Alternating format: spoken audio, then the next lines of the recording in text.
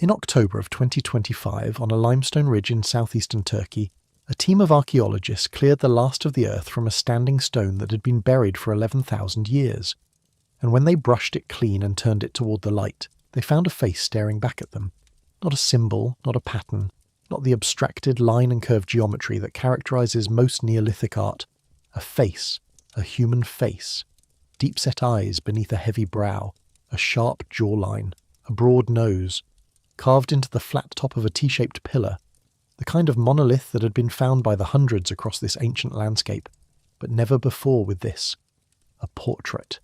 A person looking out across a span of time so vast and so silent that it makes the pyramids seem recent, makes Stonehenge seem modern, makes the entire recorded history of human civilization seem like a brief afterthought. Professor Necmi Karul, who leads the excavation, said something worth holding on to. He said that this was a person from the Neolithic age carving themselves into stone, that it was an act of self-expression so old it predates every written language, every kingdom, every city that has ever existed. And this face was found not in a temple, not in a palace. It was found in a room that still contained grinding stones, the kind used to process wild grain. A room where someone once lived, where someone once ate, where someone once looked at this pillar every morning and saw a face they recognized. Now, let that settle. Close your eyes if you haven't already. You don't need to see anything tonight. You don't need to be anywhere. The story will carry you. It moves slowly, the way old things do, and wherever you drift is exactly where you're meant to be. If you fall asleep before the end, that's not failure. That's the whole point. You can come back tomorrow night. The stones will still be here. They've been waiting for 11,000 years. They can wait a little longer, so let's go there together. To a ridge in the Tek Mountains, in the southeastern corner of Turkey, where the land rises gently from the Harran Plain, and the air smells of dust and dry herbs and the faintest memory of rain. To a place called Karahan Tepe, to a question that doesn't have an easy answer, and maybe that's what makes it worth asking. The landscape of southeastern Turkey is not what most people imagine when they think of the ancient Near East. There are no lush river valleys here, no broad green floodplains stretching toward the horizon.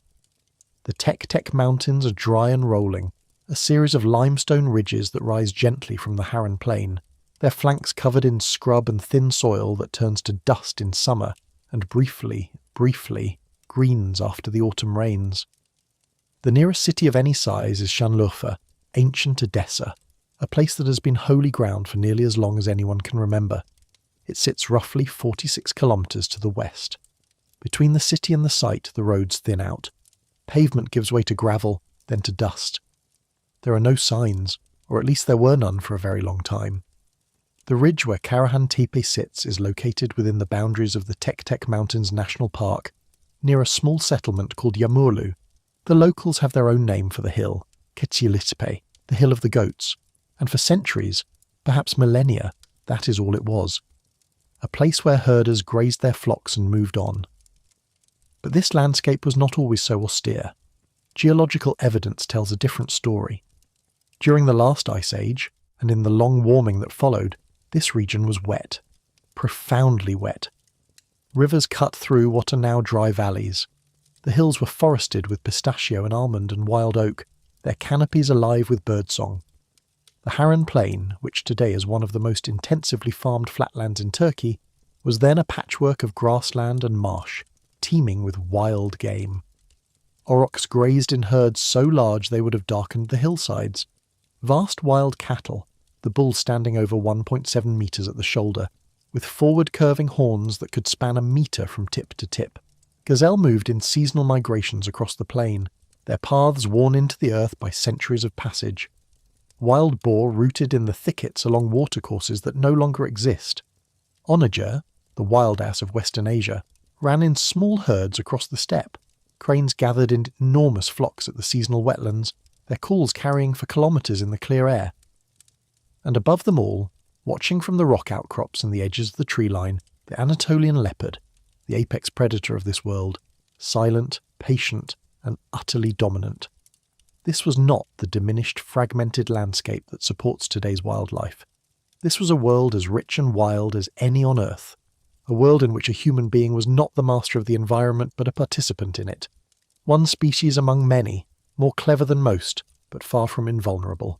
If you could stand on the ridge where Karahan Tepe now sits, 12,000 years ago, and look out over the landscape below, you would see something that no human being alive today has ever seen.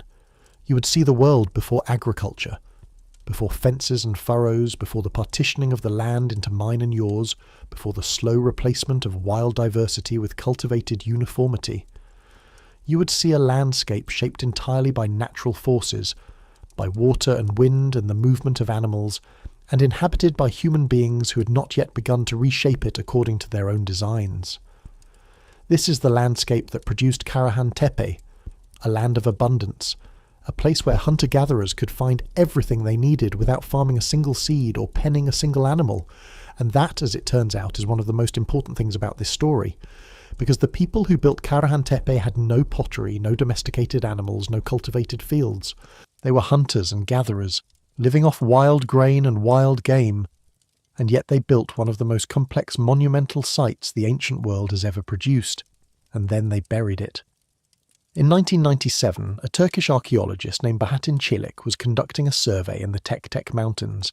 He was affiliated with Harran University, and his work was part of a broader effort to document pre-pottery Neolithic sites in the region. This was not glamorous work. It involved long days on foot, scanning exposed bedrock and eroded slopes for the telltale signs of ancient human activity. Worked flint, obsidian flakes, fragments of carved stone. Çelik was not looking for Karahan Tepe specifically. He was looking for anything at all, and what he found, on an unnamed ridge near the Kargala district, was something that should not have been there. Protruding from the thin soil, visible even without excavation, were the tops of T-shaped stone pillars. Dozens of them, perhaps hundreds, scattered across the hilltop and down the adjacent slopes, covering an area of roughly 10 hectares, with another 5 hectares of quarrying zones nearby, where the pillars had been carved from the living rock. The significance of this discovery was immediately apparent, because Çelik knew what T-shaped pillars meant. Just a few years earlier, a German archaeologist named Klaus Schmidt had begun excavating a hilltop some 46 kilometers to the northwest, a site that would come to be called Göbekli Tepe, and that would fundamentally reshape the world's understanding of human prehistory. Schmidt first visited the hilltop in 1994, recognizing its significance, and formal excavations began in 1995. Göbekli Tepe had T-shaped pillars too, enormous ones, some standing over 5 meters tall and weighing 10 to 20 tons, arranged in great circular enclosures and decorated with elaborate carvings of animals, foxes, snakes, vultures, boars, lions. The site dated to approximately 9,600 BCE, making it the oldest known megalithic complex on Earth. Older than Stonehenge by 6,000 years. Older than the Great Pyramids by 7,000. Older, in fact, than agriculture itself. And now here was Çelik, standing on another hilltop looking at what appeared to be the same kind of site. Perhaps older, perhaps larger, perhaps stranger. Initial surface surveys in 2000 and 2011 confirmed the scope of the find. Over 600 small artifacts were recovered, stone tools, flint blades, obsidian flakes, arrowheads, but the real discovery was architectural. Hundreds of T-shaped pillars, many still partially buried, some carved with animal figures, some with what appeared to be human forms. The site was clearly pre-pottery Neolithic, dating to somewhere between 10,000 and 9,500 BCE. But there was a problem that still haunts this story: funding. Karahan Tepe sat on dusty mountain roads far from any major population centre, with no infrastructure, no visitor facilities, and no institutional champion of the kind that Göbekli Tepe had in Klaus Schmidt and the German Archaeological Institute. Systematic excavation did not begin until 2019, under the direction of Professor Necmi Karul of Istanbul University. By that time, 2 decades had passed. The pillars had waited in the ground for 100 centuries. They could wait a little longer, but the questions they raised could not. Here is a number that should make you pause. As of the most recent excavation season, approximately 5% of Karahan Tepe has been excavated. 5%. That means 95% of the site, its structures, its carvings, its artifacts, its stories, remains buried beneath the limestone ridge, waiting. And yet even that sliver has been enough to overturn assumptions that stood for a century. What Carroll and his team have uncovered is not a single building. It is not a temple. It is not a village in any conventional sense. It's a complex of interlinked enclosures, some carved directly into the bedrock of the ridge, others constructed with external masonry walls, others combining both techniques in ways that suggest a long history of construction, modification, and reuse. The enclosures vary dramatically in size and apparent function. Some are intimate, claustrophobic even, carved deep into the rock like chambers in a natural formation. Others are expansive, open to the sky, with benches running around the perimeter as though designed for groups of people to sit and observe something happening in the centre. Take the enclosure that archaeologists have designated Structure AB. It is a small chamber, dug into the hillside, containing a series of pillars that have been interpreted as phallic in form. They rise from the bedrock floor like standing figures, and at one end of the chamber a carved human head gazes out from the stone wall. The bearded face with a serpent's body that has become one of the most reproduced images from the site. The atmosphere of this room, even in photographs, is oppressive. It feels underground even when it isn't. It feels enclosed even in the open air. Whatever happened here happened in a space that was designed to feel separate from the world above. Then there is Structure AD, one of the largest enclosures uncovered so far, which more closely resembles the great circular buildings of Göbekli Tepe. Large pillars surround a central space, with two smaller attached rooms that may represent a division between public and private function. One of the T-shaped pillars in this enclosure bears carved human arms and hands. 4-fingered hands, a detail that recurs across the broader Tash-Tapila cultural network and that no one has convincingly explained. A rock-cut channel runs between several of the enclosures, possibly for the movement of water, ceremonial, practical, or both. And then there is Structure AA, a deep pit with benches carved around its perimeter, like the seating in a small amphitheatre. This is a place where people gathered to watch. But to watch what? A ritual? A performance? A sacrifice? The stone doesn't say.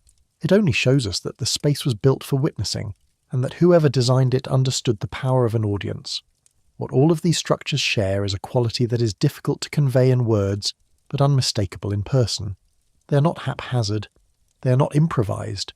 They are the product of planning, of coordinated labour, of a vision that extended beyond the needs of a single season or a single generation. The quarries where the pillars were carved are visible on the western slope of the hill, some still containing half-finished monoliths that were abandoned mid-work.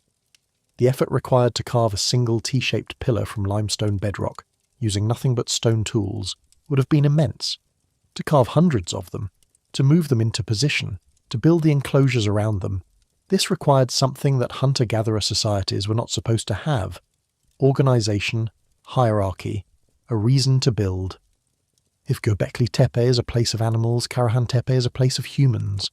That distinction, which has become clearer with each excavation season, may be the most important difference between the two sites. At Göbekli Tepe, the T-shaped pillars are dominated by animal imagery. Foxes, cranes, vultures, scorpions, snakes, wild boar, the creatures of the surrounding landscape rendered in low and high relief, sometimes with extraordinary naturalism, sometimes in postures that seem to tell a story. Human imagery at Göbekli Tepe is rare and usually abstract, arms carved on the flat faces of pillars, suggesting that the pillars themselves may represent stylized human forms, but without faces, without individuality, without the specificity of portraiture. Karahan Tepe reverses this emphasis. Here, the human form is everywhere, and it is not abstract. The most striking discovery came in September 2023, when archaeologists at Karahan Tepe uncovered a statue unlike anything previously found at a Neolithic site of this age. It is a seated male figure, carved from limestone, standing 2.3 meters tall.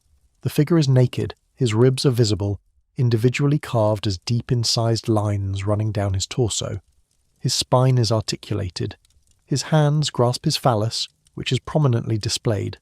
Around his neck is a V-shaped collar, carved in a style that closely echoes a much older find. The Urfa Man, a sandstone statue discovered during construction work in Şanlıurfa in 1993, which at 1.8 meters tall was, at the time, the oldest known large-scale human sculpture. The Karahan Tepe figure is larger, more detailed, and more anatomically explicit. Who is this person? The archaeological record does not say, but the presentation of the body, The visible ribs, the gaunt torso, the emphasis on male anatomy has prompted a range of interpretations. Some researchers see a figure at the boundary of life and death, a body in which the signs of mortality are made visible even as the signs of generative power are foregrounded. Fertility and decay held together in a single image. Others have suggested a connection to ancestor veneration, a depiction of a specific individual rendered in stone to preserve their presence after death. In a 2025 essay, independent rock art researcher Martin van Hoek proposed a comparative interpretation, describing the statue as the oldest known example of what he termed a carcantia, a figure that embodies the duality of life and death, a concept found in much later cultures across the ancient Americas. The parallel is speculative, spanning thousands of years and thousands of kilometers, but the visual echo between the Karahan Tepe figure and later Andean depictions of the living dead is striking enough to deserve mention. And this statue is not alone. In the same excavation season, a carved vulture figure was found. In 2025, archaeologists uncovered a stone figurine with stitched lips, a mouth that has been deliberately sealed. The purpose remains unknown, but based on the mortuary context, some researchers suggest it could represent the silence of death, or perhaps a ritual prohibition on speech. A black serpentinite bead was found with expressive human faces carved on both sides, a miniature double portrait polished to a soft sheen, small enough to wear against the skin, and then, in October 2025, the human face on the T-shaped pillar, the one we began with, the portrait that stared back across 11 millennia. Necmi Karel has described the growing catalogue of human imagery at Karahan Tepe as evidence of a cognitive transformation, a moment in which human communities began to place themselves, rather than the natural world, at the centre of their symbolic universe. As communities became more sedentary, he has argued, people gradually distanced themselves from nature and placed the human figure and the human experience at the centre of existence. If this interpretation holds, then Karahan Tepe may mark one of the earliest moments in human history when people began to think of themselves as distinct from the landscape they inhabited, not as one animal among many, but as something set apart. This is not a small shift. This is the hinge on which everything turns. But the human form at Karahan Tepe is not always fully human, and it is in the places where the human and the animal blur together that this story becomes something more than archaeology. It becomes a window into a way of thinking so ancient that it precedes every civilization we have a name for. Among the carved figures at the site, a recurring motif stands out, a figure that is part human and part animal. The animal component appears to be a leopard, the apex predator of this region for tens of thousands of years, surviving in Anatolia into the 20th century before being driven to the edge of extinction. One remarkable find shows what has been interpreted as a human figure carrying a leopard on its back, though it is equally possible that the leopard is emerging from the human, or consuming the human, or becoming the human.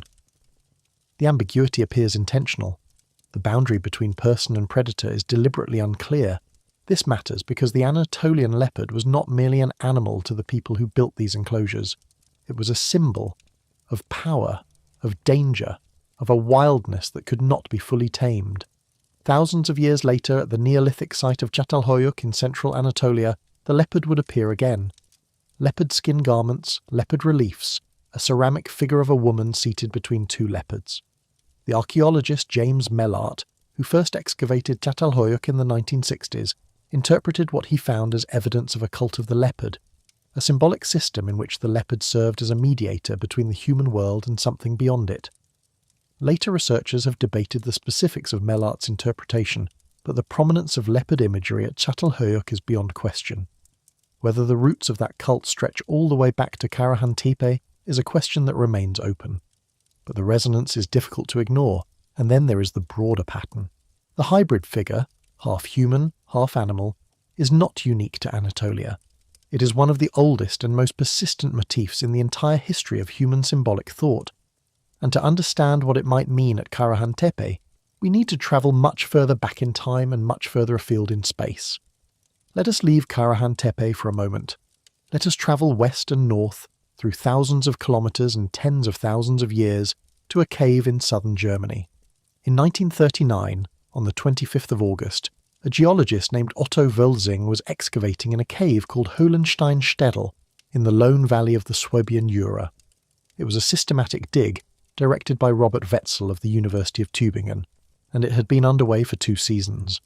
But on that day, just 1 week before the outbreak of the Second World War, Wiltzing made a discovery that would not be understood for decades. He found fragments of carved mammoth ivory scattered across the floor of a chamber deep inside the cave, some 30 metres from the entrance. The fragments were collected, but the start of the war meant that fieldwork was abandoned and analysis never undertaken. The pieces ended up at the nearby museum Ulm, where they lay forgotten for nearly 30 years. It was not until the late 1960s that archaeologist Joachim Hahn began sorting through them, piecing together more than 200 individual shards of ivory. What emerged was a figure unlike anything that had been seen before, a being with the body of a human and the head of a cave lion, standing upright, arms at its sides, legs slightly apart. Its posture is alert, its gaze is directed forward, it is watching, it is listening. It stands 31.1 centimetres tall, small enough to hold in 2 hands, and it is, by carbon dating of the surrounding sediment layer, between 35,000 and 41,000 years old, the Lion Man of Hohenstein-Stadel.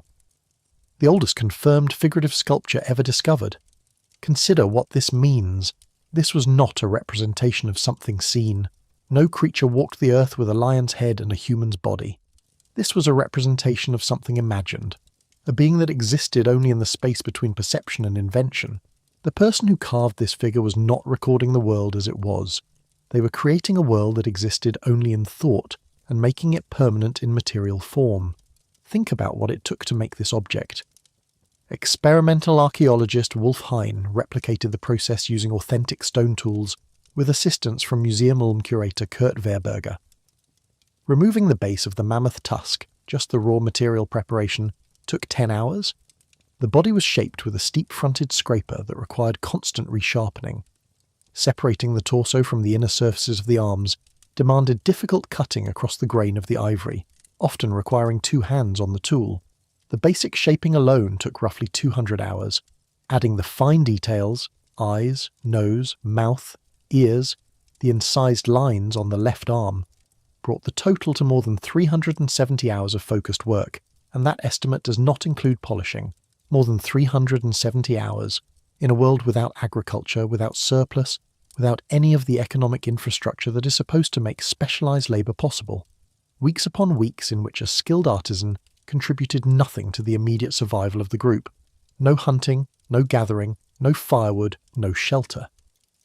The community had to sustain this person for all of that time, while they did nothing but carve an image of a being that did not exist in nature.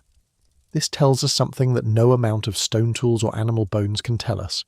It tells us that these people valued something beyond survival, that they were willing to invest a significant portion of their collective resources in an object that served no practical purpose, that could not be eaten, could not keep anyone warm, could not kill a prey animal, an object whose only function was meaning. Jill Cook of the British Museum described the chamber where the Lion Man was found as a space that was not suited for habitation. No one lived there. The cave floor showed minimal evidence of the kind of debris that accumulates in a living space.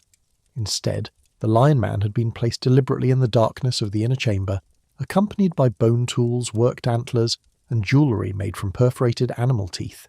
Hidden, stored, kept apart from the ordinary world, in a space reserved for something extraordinary. Cook suggested that Stadel Cave may have been used occasionally as a gathering place, a site where people came together around a fire to share a particular understanding of the world, articulated through beliefs, symbolised in sculpture, and acted out in rituals. If this interpretation is correct, it would make the Lion Man among the oldest known evidence not just for art, not just for figurative representation, but for organised spiritual practice, for the deliberate creation of a space and an object devoted to the invisible, the imagined, the transcendent, and that space, dark, enclosed, set apart from the world of daylight and survival, echoes forward through the millennia, all the way to the underground chambers of Karahan Tepe. Hold that resonance in your mind. We will return to it. Now travel southwest, to the foothills of the Pyrenees in the Ariège department of France, to a system of 3 caves formed by the river Volpe near the commune of Montesquieu-Aventais. In 1912, Henri Beguin, and his 3 teenage sons, Max, Jacques, and Louis, discovered the first of these caves, Duc de Dubert, while exploring along the riverbank. 2 years later, in 1914, the sons and 2 friends found their way into a second cave, which would be named Trois Frères, the 3 brothers, in their honour. In the 1920s, the renowned prehistorian Abbé-Henri Breuil began his survey of the cave's interior. What Breuil found in a deep chamber called the Sanctuary was extraordinary.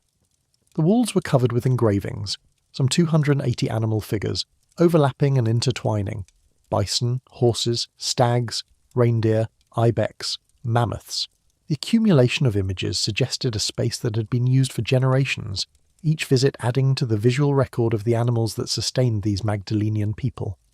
The artworks date to the mid-Magdalenian period, roughly 14,000 years ago, or approximately 12,000 BCE. But above them all, perched on a natural ledge some 4 meters above the cave floor, Breuil identified a figure that would become one of the most debated images in the history of art.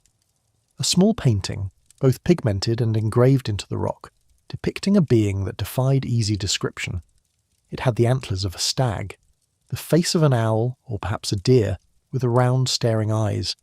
The body was human in outline but hunched forward, the arms raised and bent. The legs were drawn as though in motion. Breuil himself described the feet as performing steps reminiscent of a dance. And below the bushy tail, which resembled that of a wolf or horse, was a male organ, emphasized but not erect, pointing backward. Breuil called it the sorcerer, and the name stuck because it implied something that resonated deeply with researchers: the idea that this figure represented not a god or a spirit, but a person wearing a costume, a person in the act of transformation, a shaman. There has been debate about Breuil's rendering. Modern photographs of the cave wall show a less distinct image than his famous sketch, and some scholars have suggested that he may have incorporated natural features of the rock into his drawing, creating a more elaborate figure than the original painters intended. But even the most conservative readings of the image acknowledge that something human and something animal are combined in this figure, and that combination, as at Hohensteinstadel as at Karahan Tepe, points to a way of thinking about the world that runs like a deep current through human prehistory.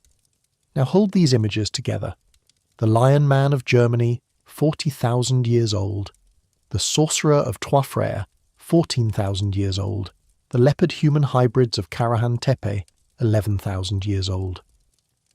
These are not isolated curiosities.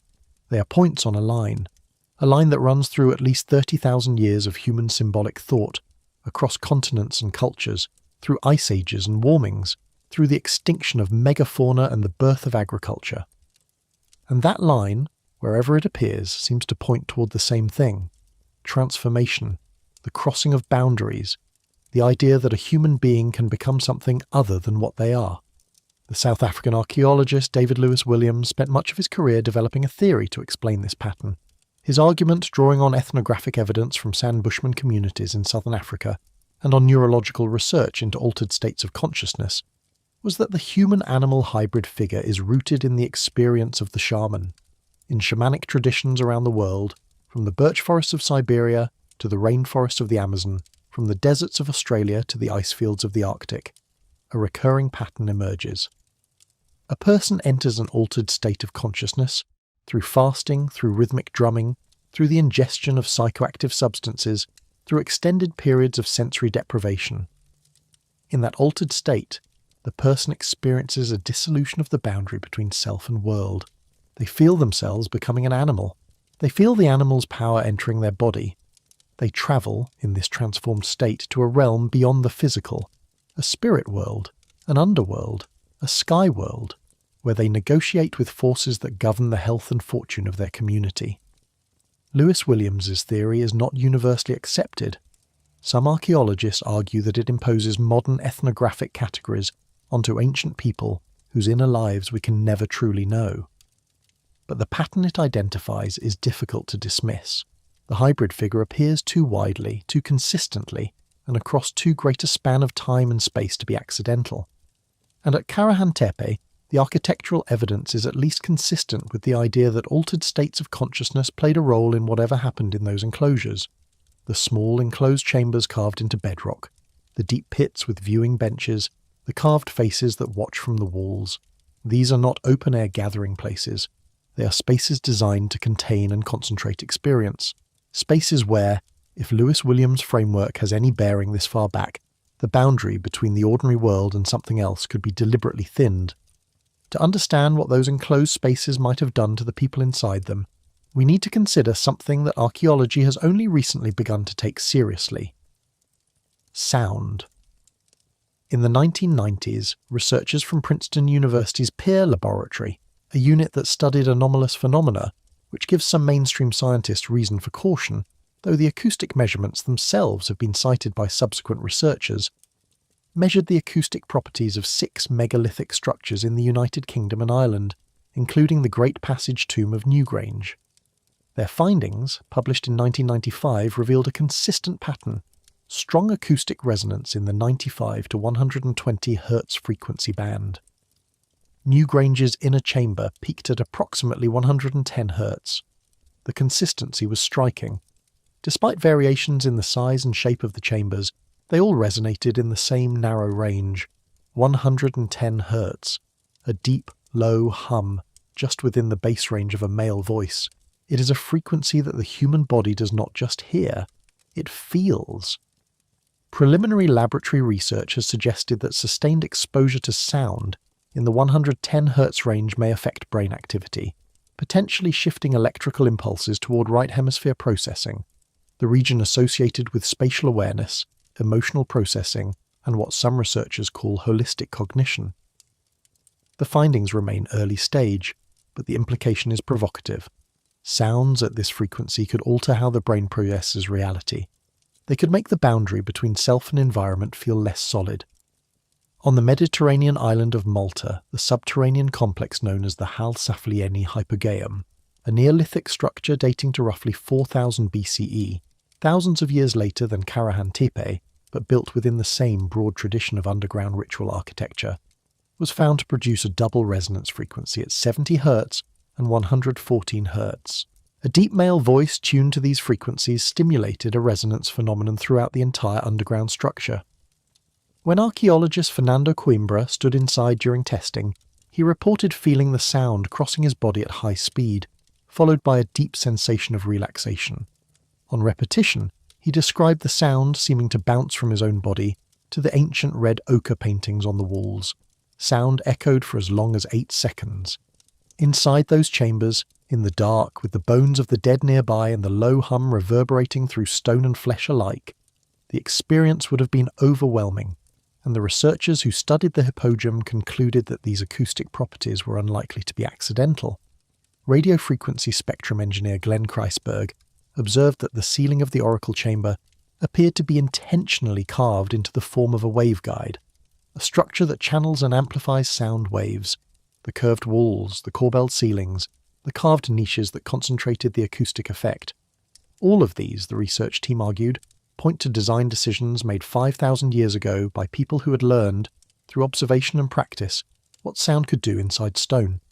No acoustic study has yet been conducted at Karahan Tepe specifically. The enclosures are still being excavated, still being stabilized, still being understood.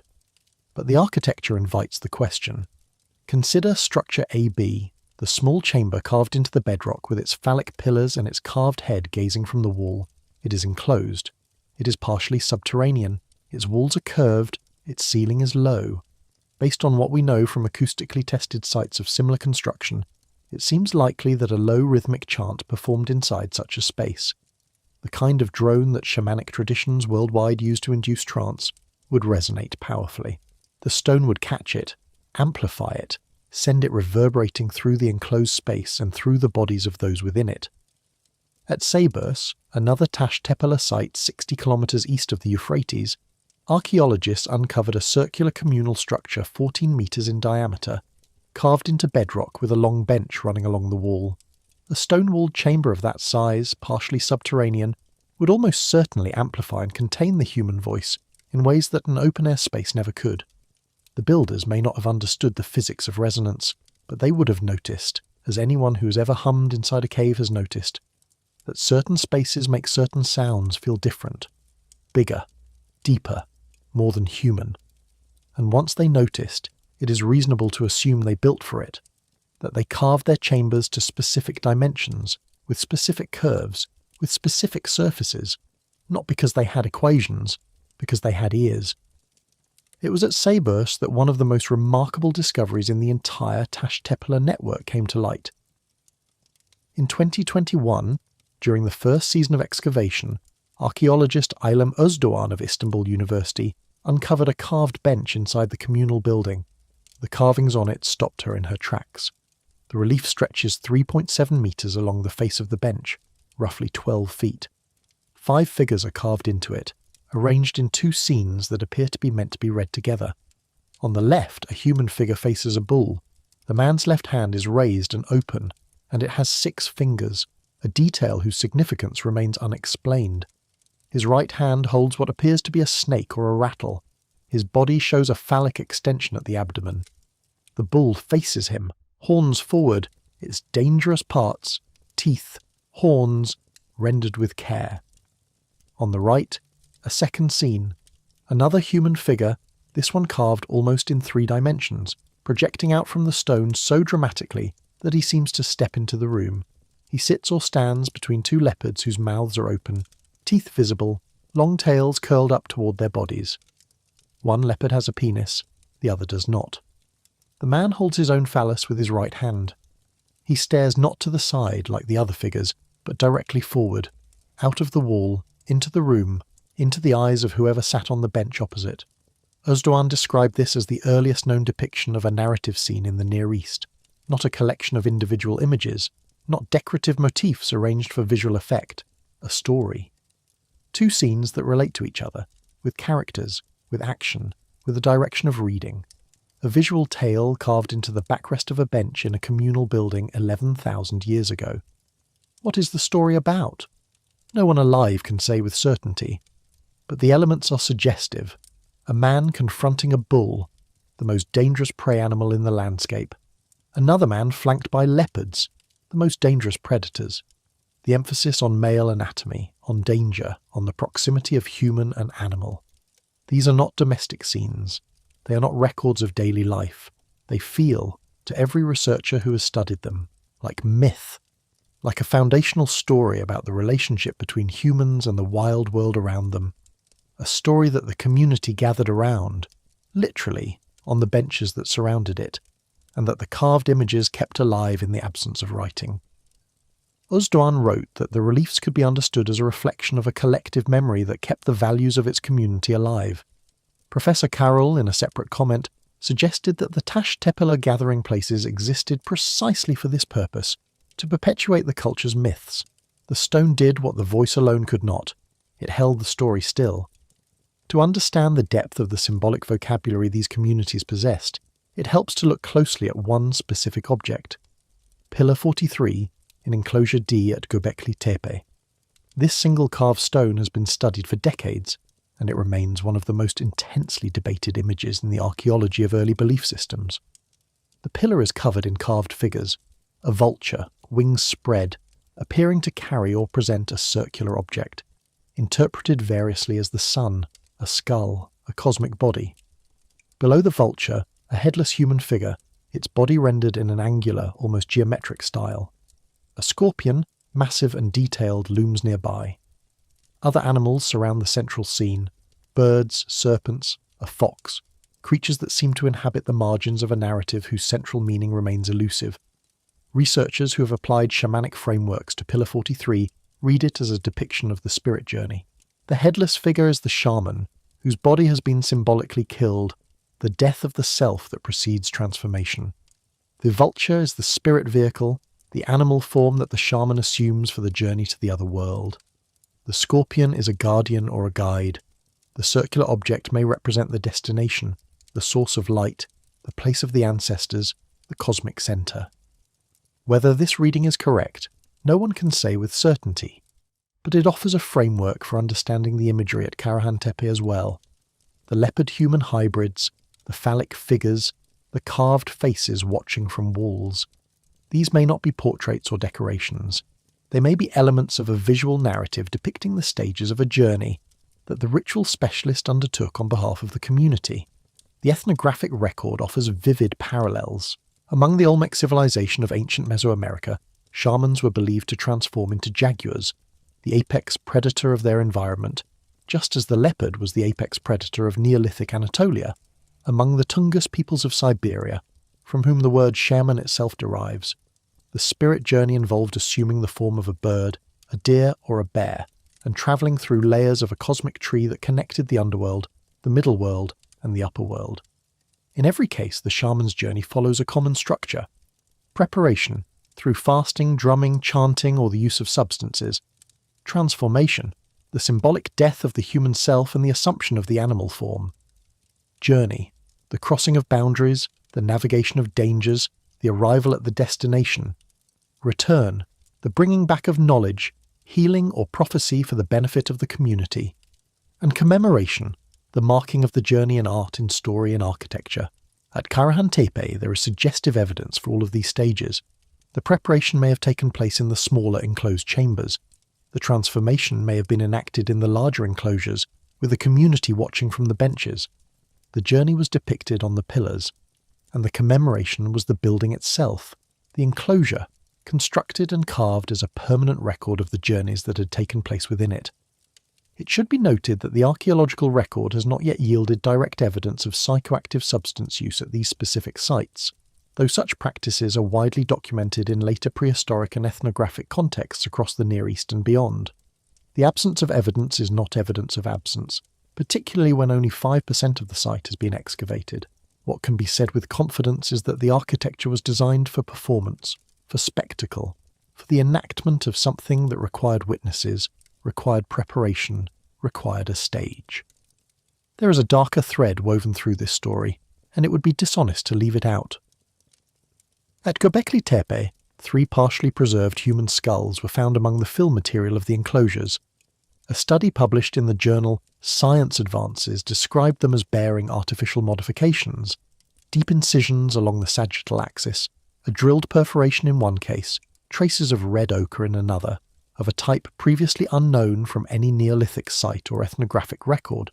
The researchers described this as evidence for a previously undocumented form of skull cult.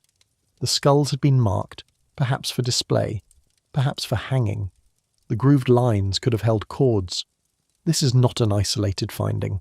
The treatment of human skulls in the pre-pottery Neolithic is one of the most extensively documented ritual practices of the period.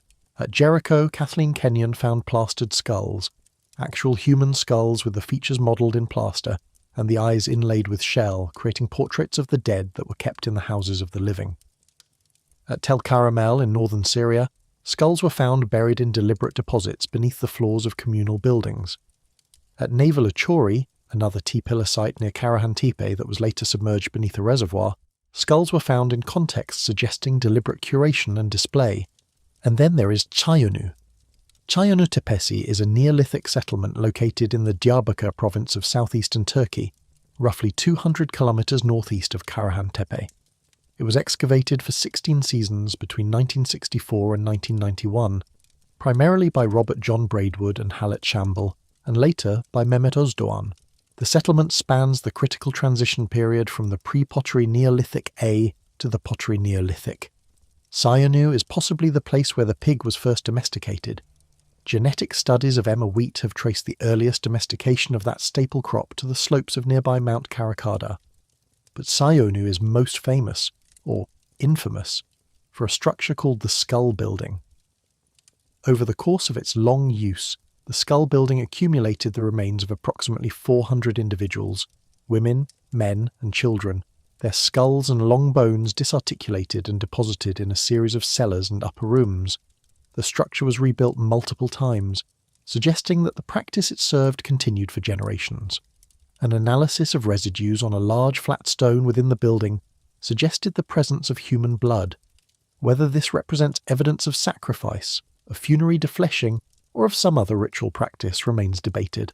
The archaeologists who excavated the site were careful to note that the evidence does not conclusively prove human sacrifice, but it does not exclude it either.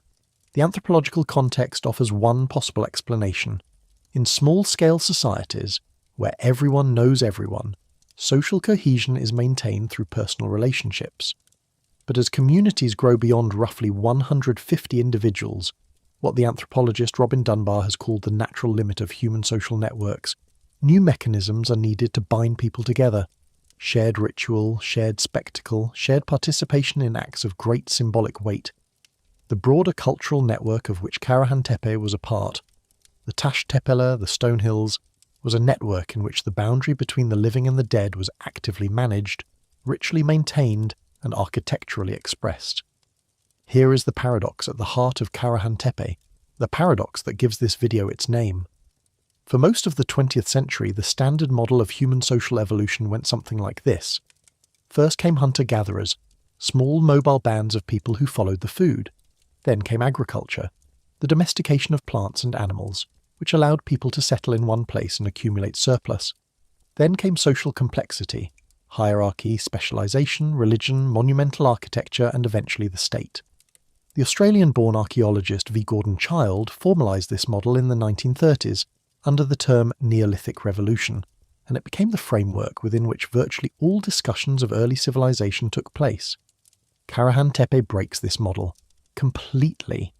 The faunal remains are overwhelmingly from wild species. The plant remains are from wild grains. There is no pottery.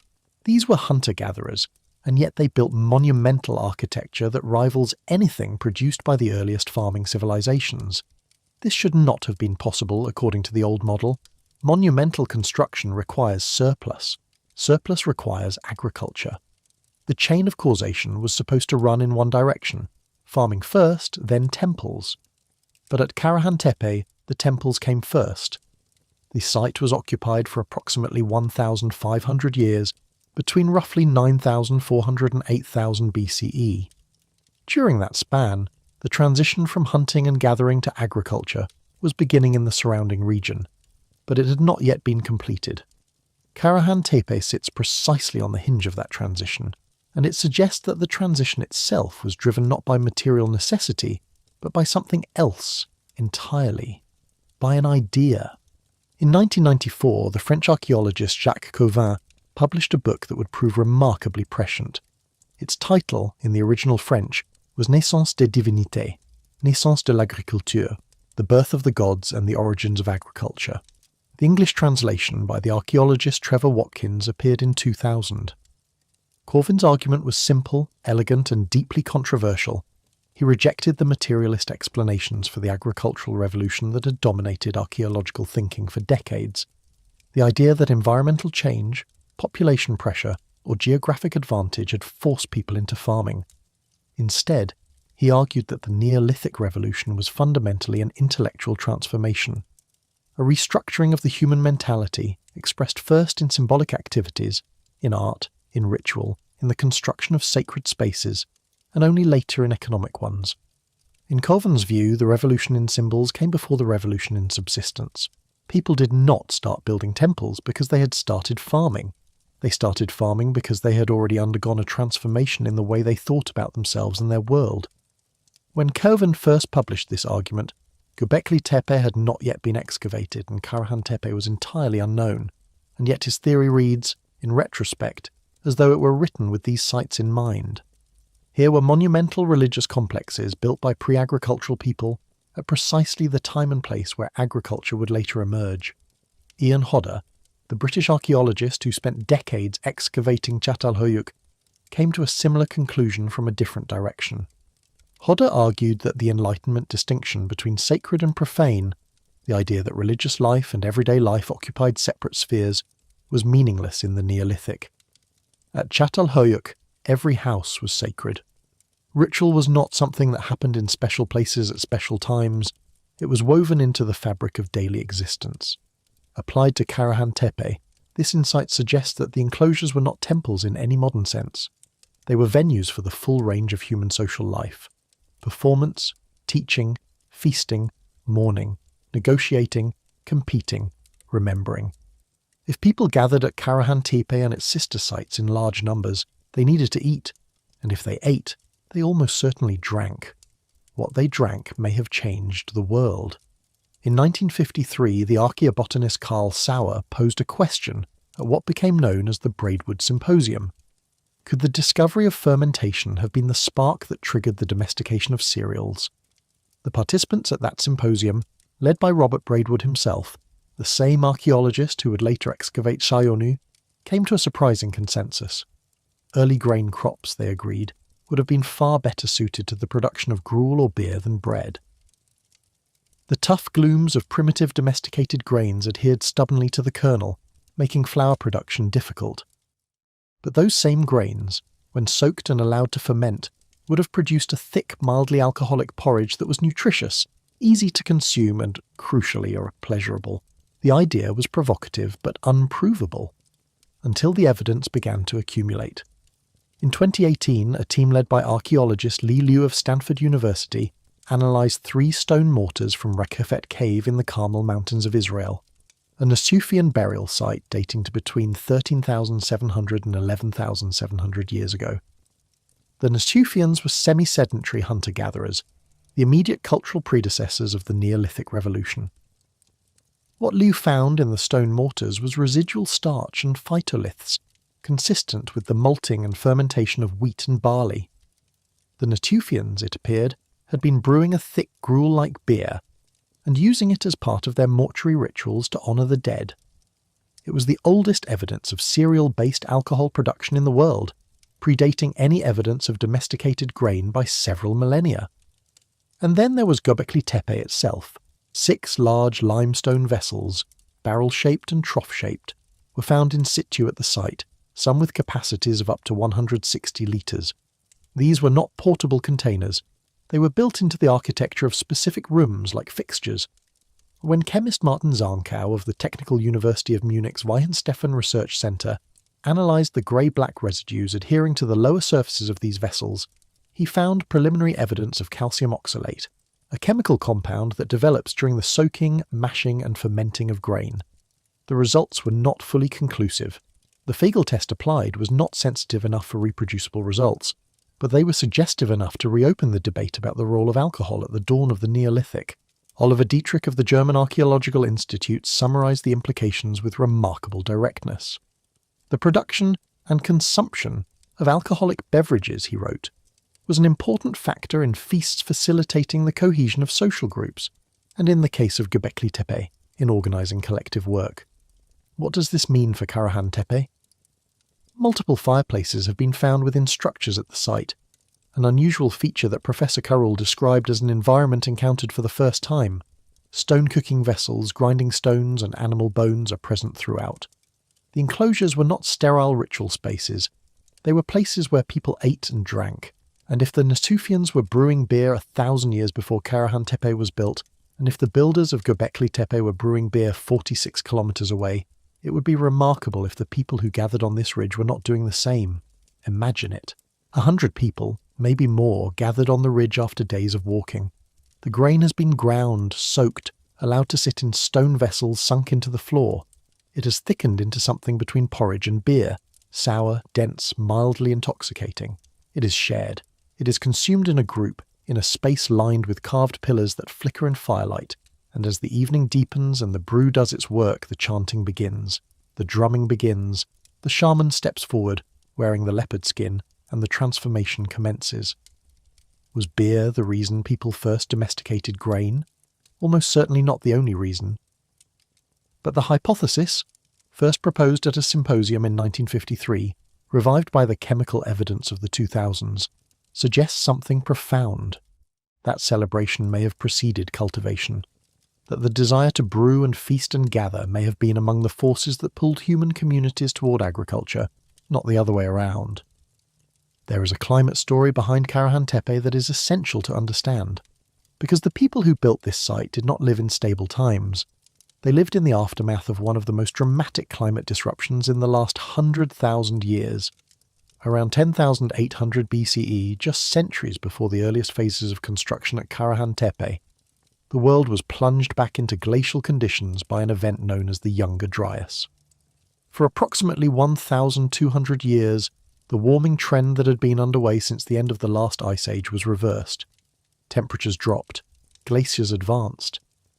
In the Near East, the lush, well-watered landscape that had sustained complex hunter-gatherer cultures, like the Natufian, was suddenly transformed. Forests receded, water sources dried up. The abundant wild game that had supported large semi-sedentary communities began to thin. The Natufian culture, which had flourished in the southern Levant for roughly 2,000 years, was devastated. Sites were abandoned, communities fragmented.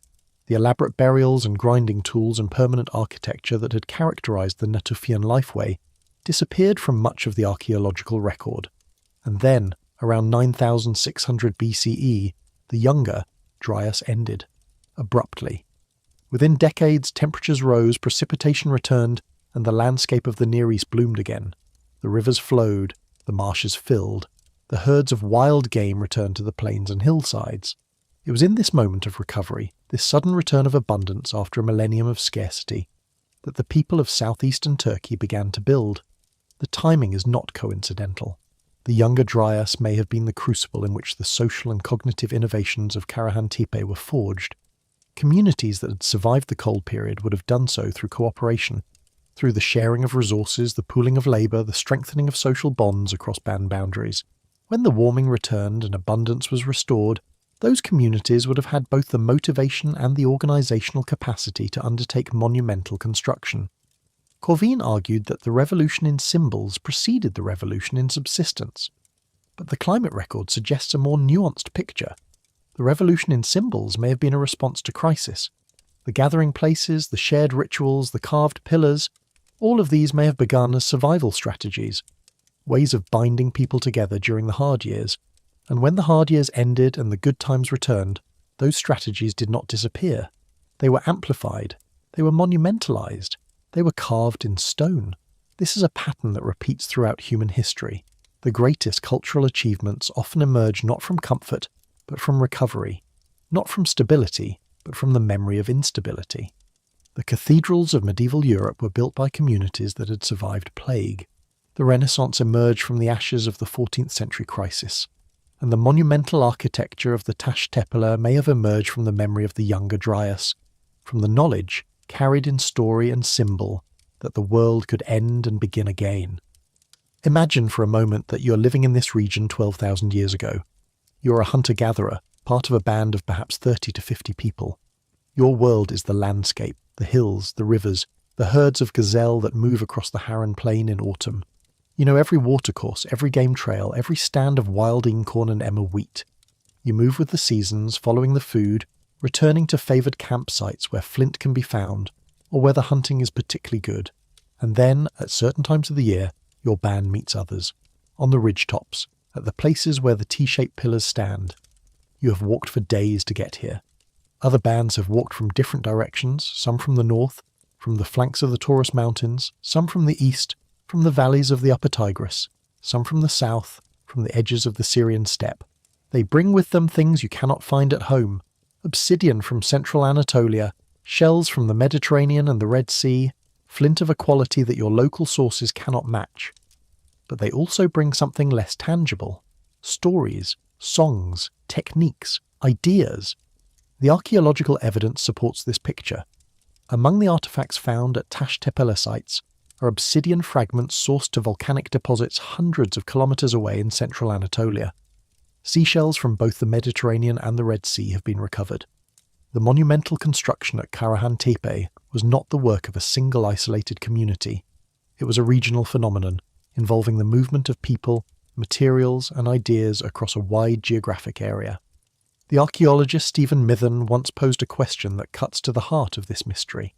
Why would people voluntarily labour in the hot sun, in a pre-monetary system, to build structures of this scale? They were not paid. They were not enslaved. They could, presumably, have chosen to do something else. The answer, Mithen suggested, lies in the process rather than the product. The act of building, of carving stone together, of raising pillars together, of shaping a space together, was itself the ritual. The bonds forged in the labour, the authority established by those who directed it, the shared accomplishment of the finished enclosure, these were the real outputs. The building was a byproduct. The community was the product. But community is not always harmonious, and there are signs at Karahan Tepe and its sister sites that competition between communities, between ritual leaders, between traditions, was a powerful force in shaping the architectural landscape. Each enclosure at Göbekli Tepe appears to have been built, used for a relatively short period, and then deliberately buried, filled with rubble and debris, sealed and covered. New enclosures were then built on top of or adjacent to the old ones. At Karahan Tepe, the pattern is similar. The Necmi Karol's 2021 paper described the buried buildings of Karahan Tepe in detail, noting that all structures exposed thus far show evidence of intentional filling. Why would you build something of such immense effort and complexity, use it for a generation or two and then bury it? The answers that have been proposed are as varied as the scholars who proposed them. One possibility is that the burial was ritual, a symbolic closing of a chapter, a sealing of the sacred, a way of ending a cycle and beginning a new one. The Cucuteni Tripelia culture of southeastern Europe, which flourished in the 5th and 4th millennia BCE, practiced the ritual burning and rebuilding of entire settlements on cycles of roughly 60 to 80 years. The Ainu people of northern Japan, well into the 19th century, ritually dismantled and rebuilt their houses as part of a cycle of renewal. The idea that a building's life must end in order for a new life to begin is not unique to the Tash Tapela. It appears across the world, across millennia. Another possibility is competitive. If each enclosure was associated with a particular lineage, a particular ritual leader, a particular tradition, then the burial of an enclosure might represent the end of that lineage's dominance and the beginning of another's. A new leader, a new tradition, a new set of carvings, a new enclosure, built on the ruins of the old, asserting its primacy through sheer scale and ambition. Lee Clare of the German Archaeological Institute has described the Tash Tepela phenomenon in terms that evoke this competitive model. These sites were not isolated sacred places but nodes in a network of communities that were actively building, displaying and competing.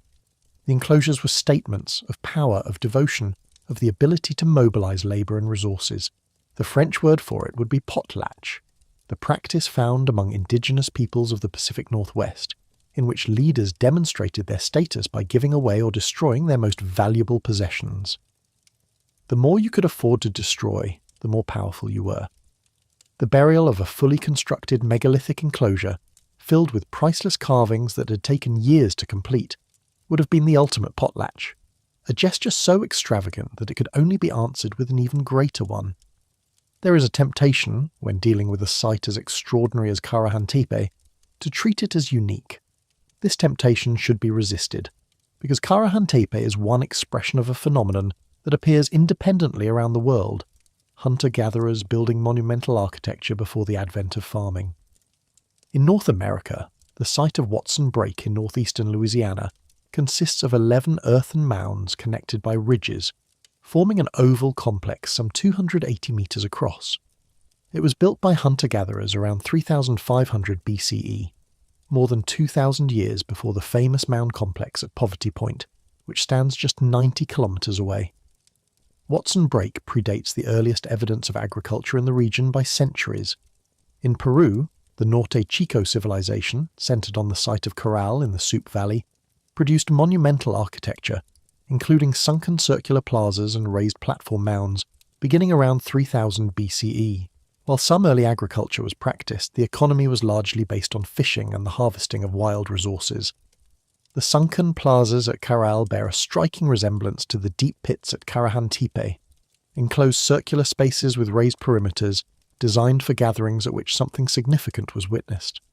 In Japan, the Jomon culture flourished for an astonishing span, from roughly 14,000 BCE to 300 BCE, one of the longest continuous cultural traditions in human history.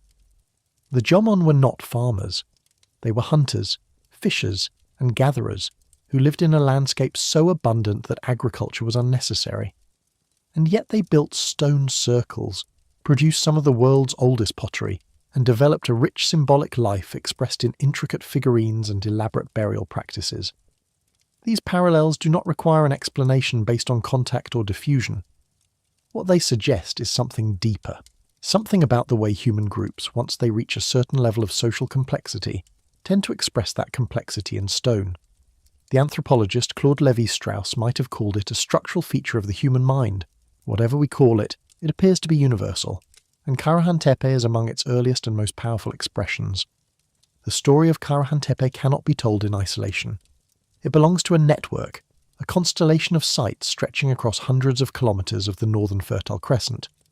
And two of those sites add dimensions that Karahan Tepe alone cannot provide. The first lies to the east. Bonchuklu Tala, the beaded field, sits in Mardin province, roughly 125 kilometres from Karahan Tepe, within 1.5 kilometres of the Tigris River. It was discovered during surveys ahead of the Ilisu Dam construction in 2008, and excavations began in 2012 under the direction of Dr. Ergul Kodash of Mardin Artuklu University. Bonchuklu Tala is roughly contemporaneous with Karahan Tepe and shares many of its features: communal buildings with symbolic interiors, evidence of ritualized burial, a pre-pottery toolkit. But it is also profoundly different. Covering just 2.5 hectares, it is far smaller. And where Karahan Tepe is a place of monumental stone carving, Bonchuklu Tala is a place of intimate personal adornment. Over 200,000 beads have been recovered, crafted from stone, shell, bone, mother of pearl, obsidian and native copper. The sheer quantity is staggering.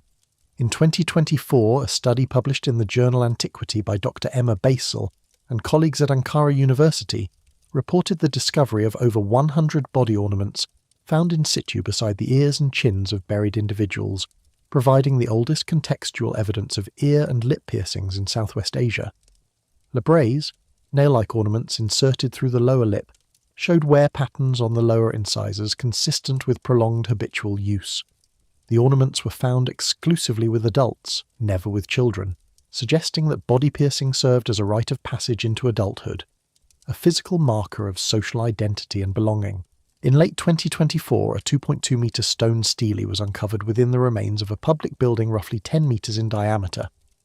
Associate Professor Kodash described it as the first such large stele discovered in the Upper Tigris Valley.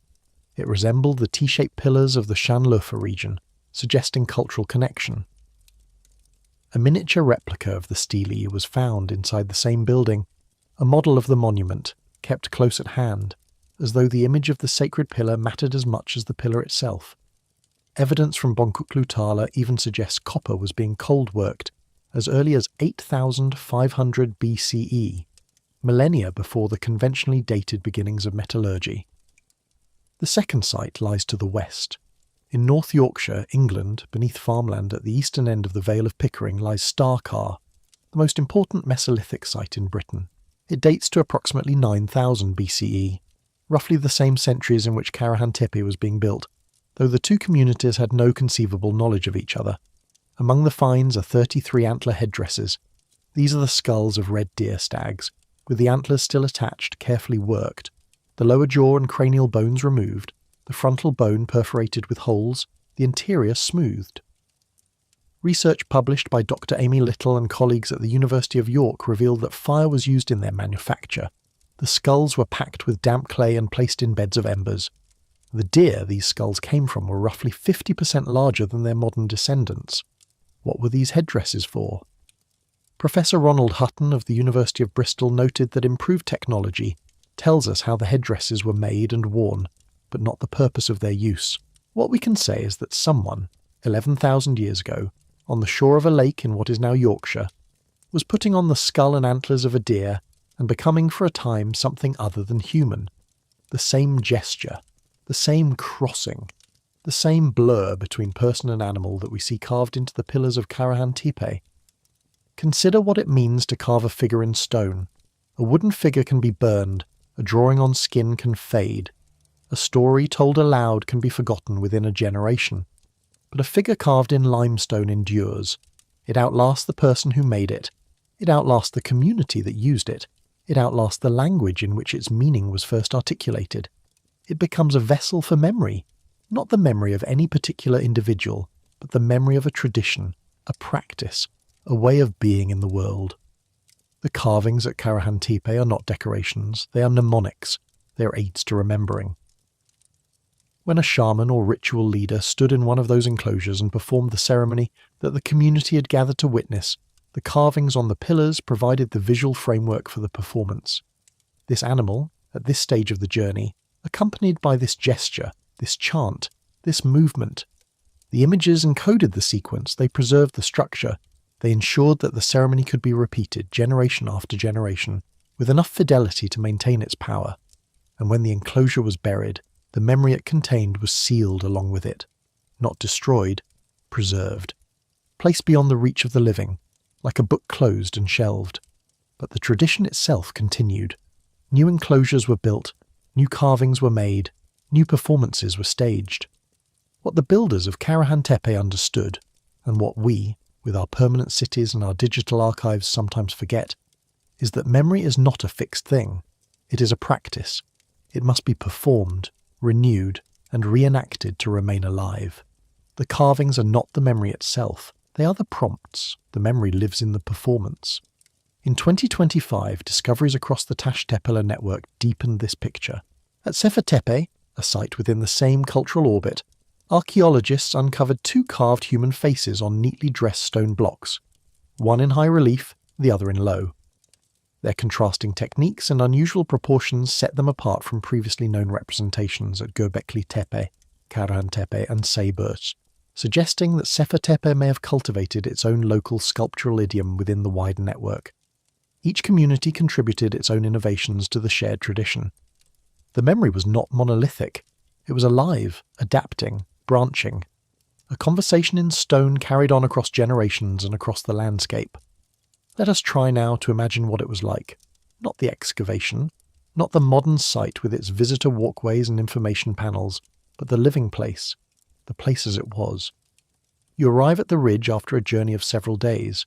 Your band has been walking since dawn, carrying bundles of wild grain and dried meat, trade goods wrapped in hide, obsidian blanks, seashells, pigments. You can see the other bands arriving from different directions, their fires visible on the distant hillsides as dusk falls.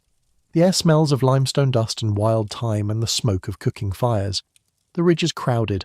There are more people here than you see at any other time of year. Hundreds, perhaps. They camp on the slopes under shelters of hide and brush, and during the day they work. Not because they are forced to, because it is what this gathering is for. The elders have directed the work.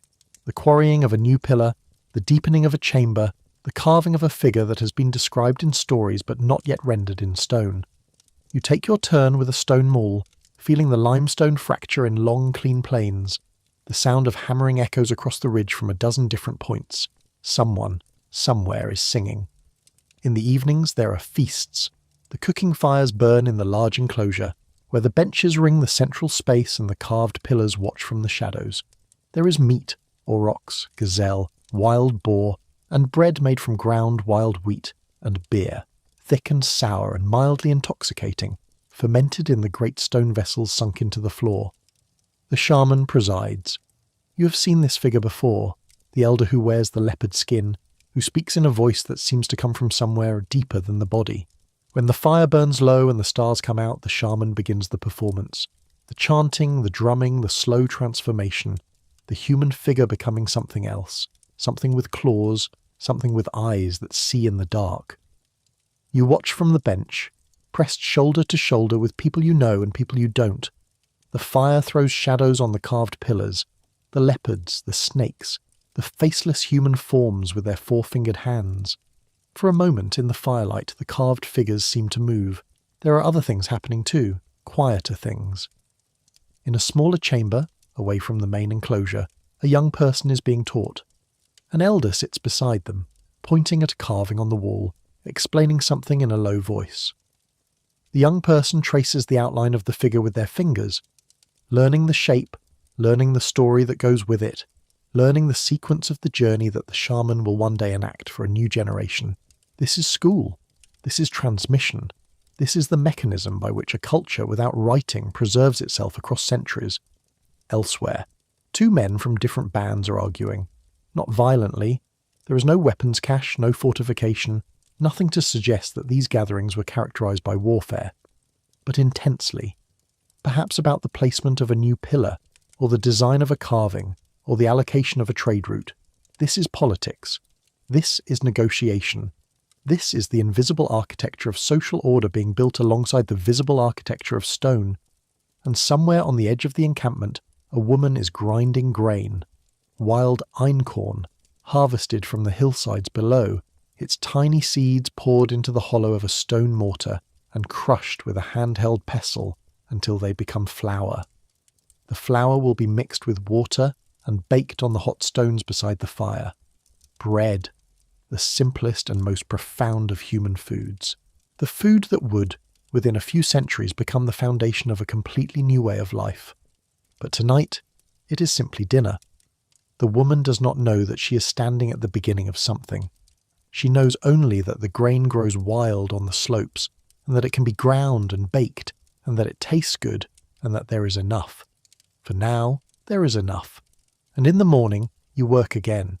You carve, you carry, you eat, you listen.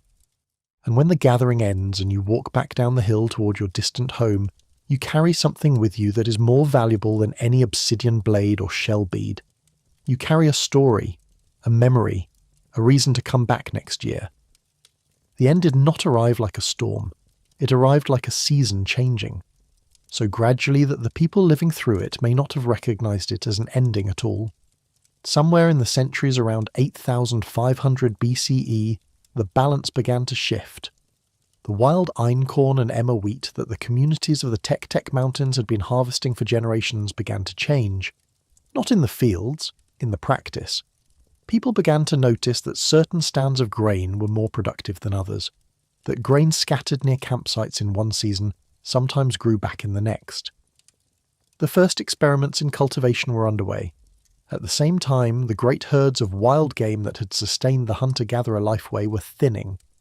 Not because of climate change, the post-Younger Dryas warming was well established by this point, but because of human pressure. Thousands of years of hunting in a landscape increasingly populated by growing communities had taken their toll, and with it, the social fabric began to change. Bands that had been mobile, moving with the seasons, gathering at the ridgetop sites for festivals and returning to their hunting grounds, began to settle, permanently, near the patches of grain they were learning to cultivate, near the water sources they were learning to manage, near the animals they were beginning, slowly, haltingly, to domesticate. The seasonal pilgrimage to the stone hills became less essential. The rituals that had bound far-flung communities together at the gathering places were supplanted by new rituals, performed at the local level, in the houses where people now lived year-round. The enclosures of Karahan Tepe did not fall into ruin. They were not abandoned to decay. They were closed, deliberately, carefully, with the same attention to process and sequence that had characterized their construction. The enclosures were filled, carefully, methodically, as with rubble and debris. The carved pillars were covered. The chambers were sealed. The hill that had been a gathering place for a millennium and a half became once again a hill. The goats returned. The dust covered the stone. The stories presumably continued for a while, and then, eventually, they too were forgotten. The backfilling of Karahan Tepe is not unique. Göbekli Tepe was buried too. Jerf El Ahmar, a contemporary site in Syria, was buried. The Ness of Brodgar in Orkney, a Neolithic complex built some 6,000 years later, was buried in a strikingly similar fashion. Wherever monumental architecture is built by pre-state societies, the architecture is eventually sealed. The practice crosses continents and millennia. But there is one possibility that haunts this story more than the others. Perhaps the burial was not closure at all. Perhaps it was care. The people who filled those enclosures with rubble knew what they were doing. They had built those structures. They had carved those pillars. They understood the labour involved, the years of work, the generations of accumulated meaning. And they chose not to leave them exposed to the elements, to the slow erosion of wind and rain. They chose to put them underground, where the stone would be protected, where the carvings would endure, where the faces would continue to stare even in total darkness. If this is true, if the burial was an act of preservation rather than abandonment, then it raises a question that is almost unbearable in its implications. Did they know? Did the people of Karahan Tepe understand on some level that the world they had built was ending? That the transition underway, from hunting to farming, from gathering to storing, from seasonal movement to permanent settlement, would make their way of life obsolete? And did they bury their greatest achievements not because they no longer valued them, but because they valued them too much to let them decay? We cannot answer this, but the irony is almost too perfect. The very act that ended Karahan Tepe's life as a living site is the act that preserved it for rediscovery. Walls that were filled with rubble and debris have survived almost intact. their carved surfaces protected from the millennia of wind and rain that eroded away so many other Neolithic monuments. The builders' care, if care it was, worked. Before we move toward the end of this story, it is worth pausing on a word that has appeared many times throughout it. Ritual. There is a running joke in archaeology that whenever a find cannot be explained by practical function, it gets labelled ritual. A carved stone whose purpose is unknown, ritual object. A building whose layout makes no sense as a dwelling, ritual structure. The joke has a point, but it also obscures something important, because human beings are, fundamentally, ritualistic animals. We are creatures who place meaning into actions that do not strictly require it.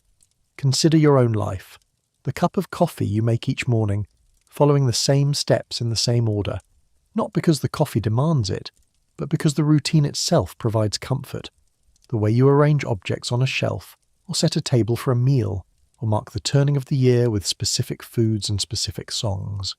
None of these things are necessary for survival. All of them are necessary for something else, for the sense that life is not merely a series of random events, but a pattern, a structure, a story with recurring motifs. This is what ritual is. Not a separate category of human behaviour, walled off from the practical and the everyday, but a quality that can be applied to any behaviour. Eating is practical. A feast is ritual. Building is practical. Carving a face on a pillar is ritual. The distinction is not in the action itself, but in the meaning invested in it. At Karahan Tepe, the presence of grinding stones and cooking hearths, within structures that also contain elaborately carved pillars, suggests that these were not temples set apart from daily life. They were spaces where the full range of human experience was enacted, where people ate and prayed and argued and mourned and celebrated and worked and dreamed, all within the same walls, all under the gaze of the same carved figures. This is perhaps the most radical thing that Karahan Tepe teaches us. Not that our ancestors were more religious than we imagined, but that they did not draw the lines we draw. They did not separate the sacred from the secular, the spiritual from the material, the meaningful from the mundane. Everything was entangled, everything carried weight. There is a line of succession that runs from Karahan Tepe forward through time, and tracing it reveals how deep the roots of later civilization truly go.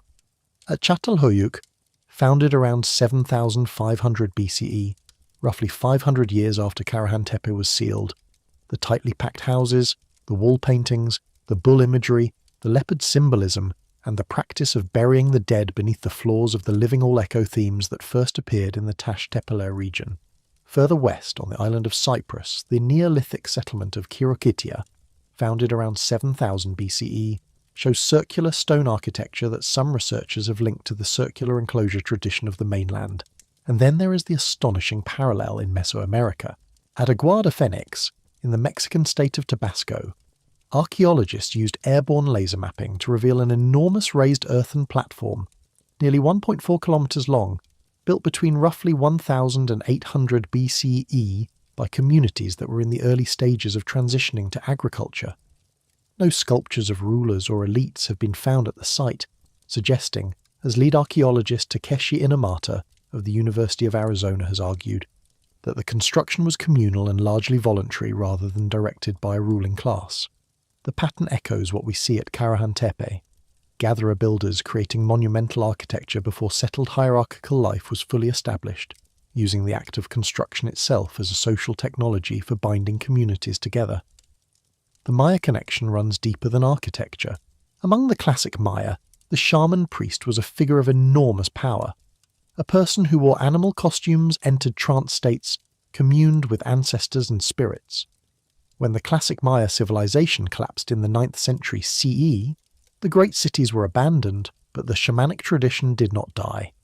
It returned to the forests, carried by the smaller communities that survived. Shamanism is not bound to a particular level of social complexity. It works in a band of 30 and a city of 30,000. The form changes, the animals and symbols change. But the underlying structure, the journey, the transformation, the crossing, the return, endures. The concept appears to be something like cultural gravity. When human groups reach a threshold of complexity, they build, they gather, they create spaces that are larger than any single household, that require more labour than any single family can provide, that serve functions that transcend the practical. And the form those spaces take, circular, enclosed, oriented, marked with symbols of power and transformation, recurs so persistently that it begins to feel less like cultural invention and more like an inevitable expression of what it means to be human. Karahan Tepe sits near the beginning of that line. Not at the absolute beginning. The Lion Man, after all, is 30,000 years older. But at the moment where the impulse to create sacred space first found expression in architecture of permanent, monumental scale. Everything that came after, the ziggurats of Mesopotamia, the pyramids of Egypt, the stone circles of Britain, the temples of Greece, the cathedrals of Europe, descends in some sense from this moment. The work of uncovering Karahan Tepe has barely begun. In October 2025, ground-penetrating radar at Göbekli Tepe revealed previously unknown subsurface structures, additional circular enclosures, smaller rectangular features interpreted as possible domestic buildings, and a large rectangular structure unlike anything previously identified. The implication was immediate. Even at Göbekli Tepe, after 3 decades of excavation, the bulk of the story remains underground. At Karahan Tepe, Carol's team of 220 people began simultaneously excavating nearly 20 structures in recent seasons, quickly uncovering walls that were buried close to the surface. The preservation is extraordinary, a direct consequence of the deliberate backfilling that sealed the site around 8000 BCE. The international significance of these findings has not gone unnoticed. An exhibition at the Colosseum in Rome, running from October 2024 to March 2025, drew 6 million visitors with material from Göbekli Tepe and the Taş Tepeler sites. Further exhibitions are planned for Berlin's James Simon Gallery, for the United Kingdom in 2026, and for the Tokyo National Museum in 2027. Turkey's Culture and Tourism Minister Mehmet Nuri Ersoy has described the ambition plainly: to establish the Taş Tepeler as the world's Neolithic capital. For millennia, the stones of Karahan Tepe spoke only to the earth that covered them. Now they are speaking to the world. And now we come to the part of the story that is no longer about the past. You are lying in the dark, maybe in a bed, maybe on a couch, maybe on a train or a plane or in the back seat of a car. It is late or early or somewhere in between. The world outside is doing whatever the world does when you're not watching it. And you've been listening to a story about people who lived so long ago that the distance is almost meaningless. A span of time so vast that everything we call history fits inside it like a coin inside a canyon. And yet, the things they did, the gathering, the feasting, the building, the storytelling, the performance, the mourning of the dead, the honouring of the past, the investment in something larger than any single life, these are not alien activities. You recognise them. You have done them. You have sat in a crowd and felt the electricity of shared attention.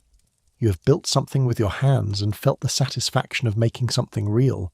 You have stood at a grave and felt the weight of everything that will never be said again. The people of Karahan Tepe were the same kind of mind, working with different materials in a different landscape, facing the same fundamental questions that we face.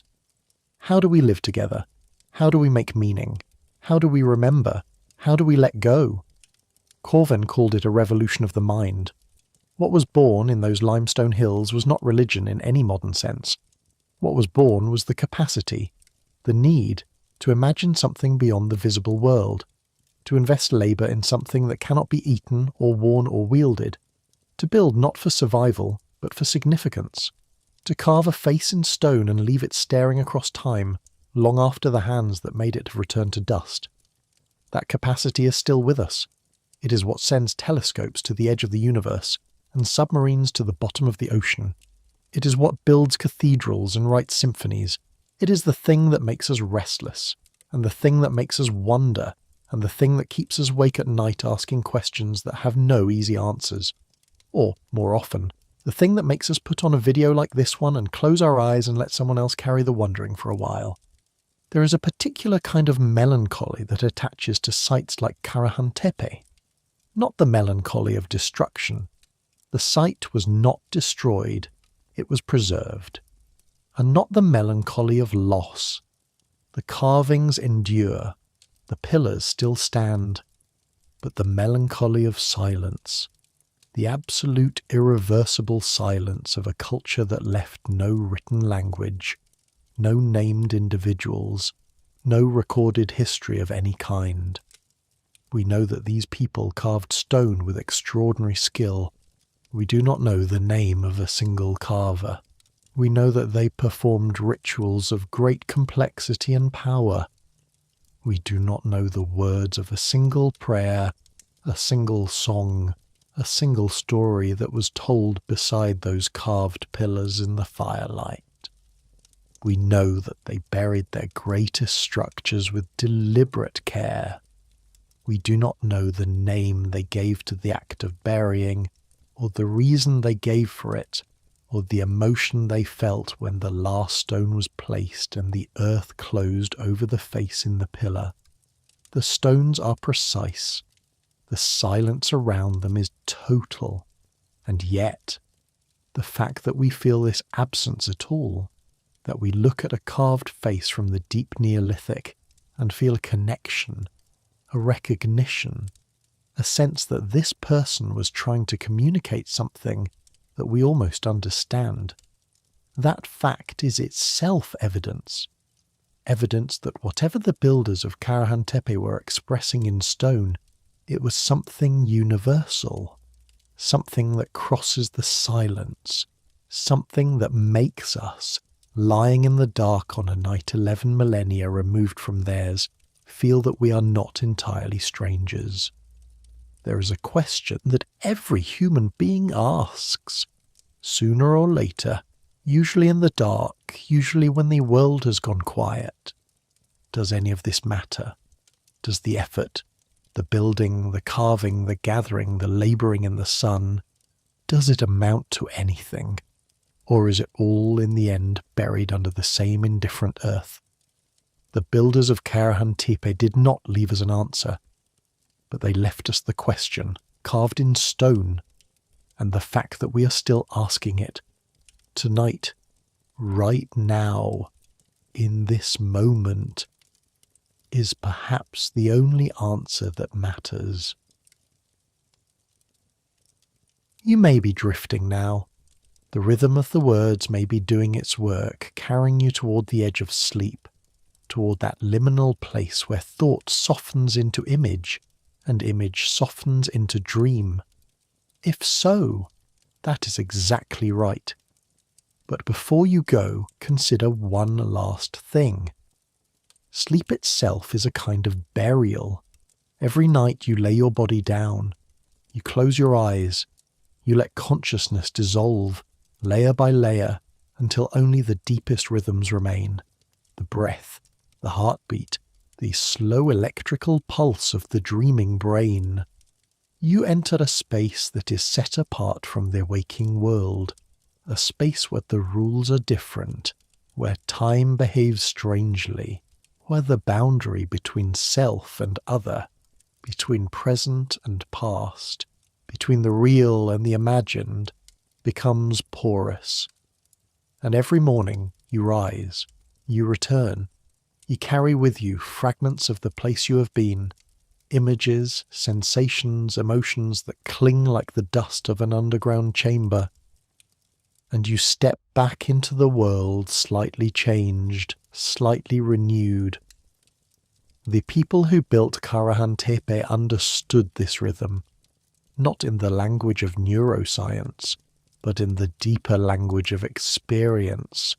They understood that consciousness has layers, that the waking mind is not the only mind, that the things encountered in the dark, in the trance, in the dream, in the silence of the underground chamber, have a reality of their own.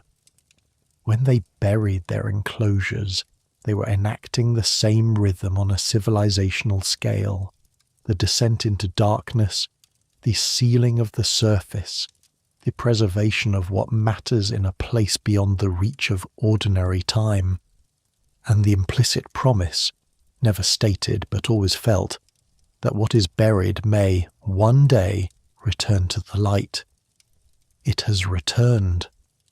After 11,000 years in the ground, the faces of Karahan Tepe are seeing daylight again.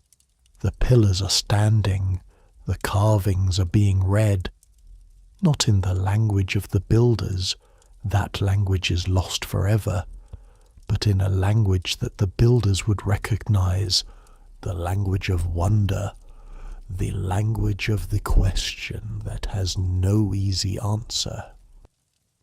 We began tonight with a stone emerging from the earth, a pillar that had spent 100 centuries in darkness, seeing daylight again for the first time, and a face, carved by hands we will never know for reasons we can only guess, looking out at a world unimaginably different from the one in which it was made. That pillar was found in a room with grinding stones, an ordinary room, a room where meals were prepared, which means that whoever carved this face did not think of it as extraordinary. It was part of daily life. It was as natural as bread, as natural as the firelight on the walls.